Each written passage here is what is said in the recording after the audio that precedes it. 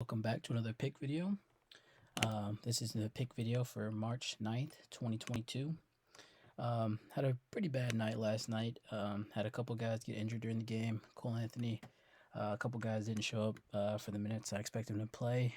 Kevin Love, and we had Kyrie Irving have a nice career efficiency game on his 50-point game last night, kind of taken away from Kevin Durant. But it's all good. We'll chalk that up. We're going to go ahead and look forward to this slate and go ahead and try to get this money.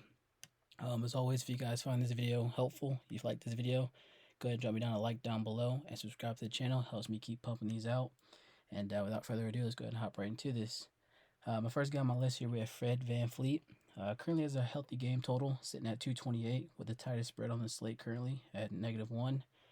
So it should be a close and back and forth game that sets up well for our point guards.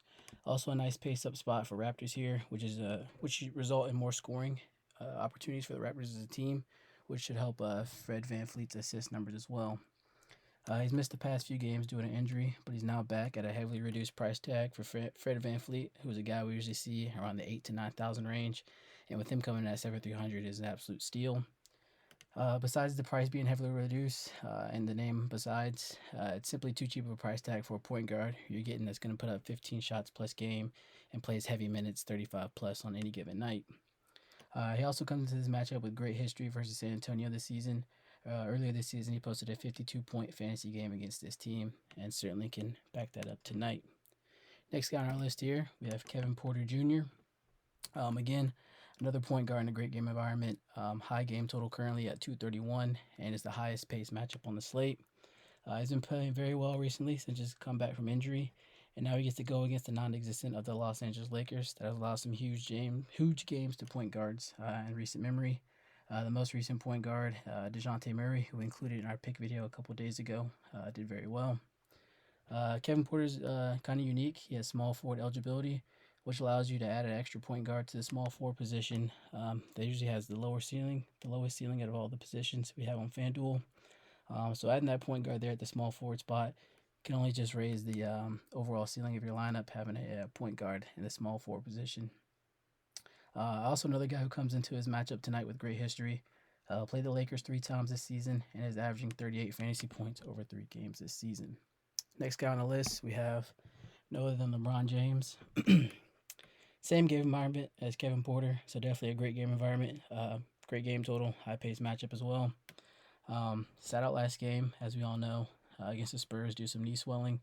So he should be fresh and ready to go for the heavy workload that his team will need to help him win tonight. In that game he sat out, the Lakers lost that game to the Spurs. So LeBron will have to go out there and make sure he can do whatever he can to help his team win and keep their playoff chances alive, and as well as not let his legacy become tarnished.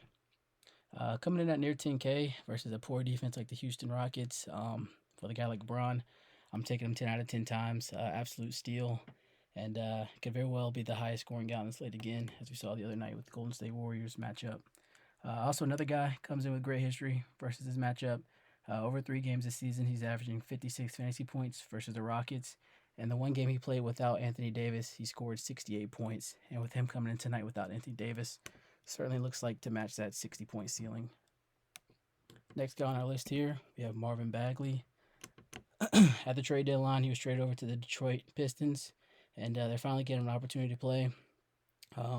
Missed a couple games with the Pistons due to injury, but he's finally back. And they give him a little bit of minutes, and he's doing pretty well with them. Isaiah Stewart was hurt last game out, so he's not going to play tonight. During that game that Isaiah Stewart was hurt, Bagley absorbed most of the playing time, I believe playing 36 minutes and scoring 40.5 fantasy points. So definitely a guy who can produce when given the minutes. So tonight he should be in store for another big minute night, possibly get the start, and should have some big opportunity for production against the weak Bulls team. I keep an eye on the Vucevic status as well. Chicago's front court is substantially worse without him. I mean, we could all assume that, but we saw that firsthand last night with Embiid, or a couple nights ago with Embiid having his way with that that Chicago front court. He also has great history when he's played against the Bulls. Hasn't played against them this season, but last season he had 2 games against them, and he averaged 46.5 fantasy points versus those Chicago Bulls. So definitely a guy who likes playing against Chicago and should have a great night tonight. Last guy on our list here, who's criminally underpriced, we have Anthony Edwards. Similar to a couple guys on this list, missed the fast few games due to injury, but is set to come back tonight versus the Thunder. If you guys have been watching these videos, you know I love targeting small forwards against OKC Thunder. With Lou Dort has been out. Well, he was recently ruled out for the rest of the season, so this is an attackable spot for our small forwards to the end of the season. And if you saw the other night, I was really heavy on Bojan Bojanovic, heavy on Chris Middleton, and both those guys did very well in their spot.